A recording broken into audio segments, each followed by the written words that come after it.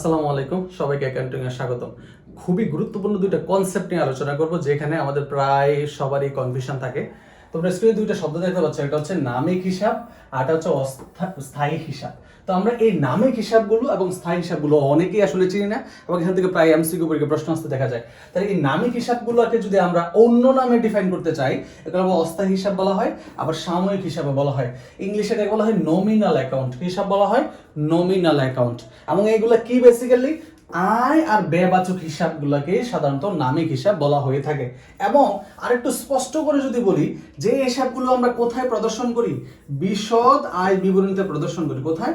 বিশদ আয় বিবরণীতে যে হিসাবগুলো প্রদর্শন করি, এগুলো হচ্ছে আয় ব্যয়বাচক হিসাব, এগুলাই হচ্ছে নামিক হিসাব, এগুলাই অস্থায়ী কিংবা সাময়িক হিসাব বলা হয়ে থাকে। এগুলোকে আমরা বলি নমিনাল অ্যাকাউন্ট, যেগুলো আসলে অস্থায়ী হিসাব। এবং আরেকটা গুরুত্বপূর্ণ বিষয় হচ্ছে, এই নামিক হিসাবগুলোর জন্য আমরা সাধারণত একটা নির্দিষ্ট সময় শেষে কি দাখিলা প্রদর্শন করি বা কি দাখিলা প্রদান করি? সমাপনী দাখিলা।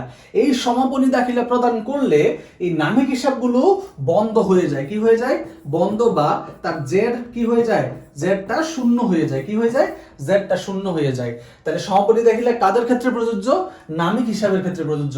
সমাপনী দাখিলা প্রদান করলে নমিনাল অ্যাকাউন্টগুলোর ব্যালেন্স জিরো হয়ে যায়। কি হয়ে যায়? জিরো, বা কি হয়ে যায়? তাদের ব্যালেন্সগুলোকে আমরা বন্ধ করে দিই। বন্ধ করে দেওয়া মানে জিরো হয়ে যাওয়া। অন্যদিকে স্থায়ী হিসাবগুলোকে আমরা বলি রিয়েল অ্যাকাউন্ট বা পার্মানেন্ট অ্যাকাউন্ট। তাহলে রিয়েল বা পার্মানেন্ট অ্যাকাউন্ট মানে হচ্ছে যে দাখিলার ক্ষেত্রে প্রথমত হচ্ছে সমাপনী দাখিলা প্রযোজ্য নয়। অর্থাৎ এগুলো যদি পার্মানেন্ট অ্যাকাউন্ট, এগুলাকে নিয়ে তোমাকে বছরের পর বছর চলতে হবে। সমাপনী দাখিলার মাধ্যমে এগুলাকে তুমি বন্ধ করতে পারবা না, অর্থাৎ এগুলাকে ক্লোজ করা যাবে না। তাহলে কি আছে? সম্পদ, তাই হচ্ছে মালিকানা সত্য। তাহলে এগুলোকে আমরা কোথায় প্রদর্শন করি? এগুলোকে আমরা হচ্ছে আর্থিক অবস্থার বিবরণীতে প্রদর্শন করি। কোথায়? আর্থিক অবস্থার বিবরণীতে প্রদর্শন করি। তাহলে আর্থিক অবস্থার বিবরণীতে যে হিসাবগুলো প্রদর্শন করা হয়, এগুলো হচ্ছে স্থায়ী হিসাব বা রিয়েল অ্যাকাউন্ট। আর বিশদ বিবরণীতে যেগুলো প্রদর্শন করা হয়, এগুলো বলা হয় নামিক হিসাব বা নমিনাল অ্যাকাউন্ট।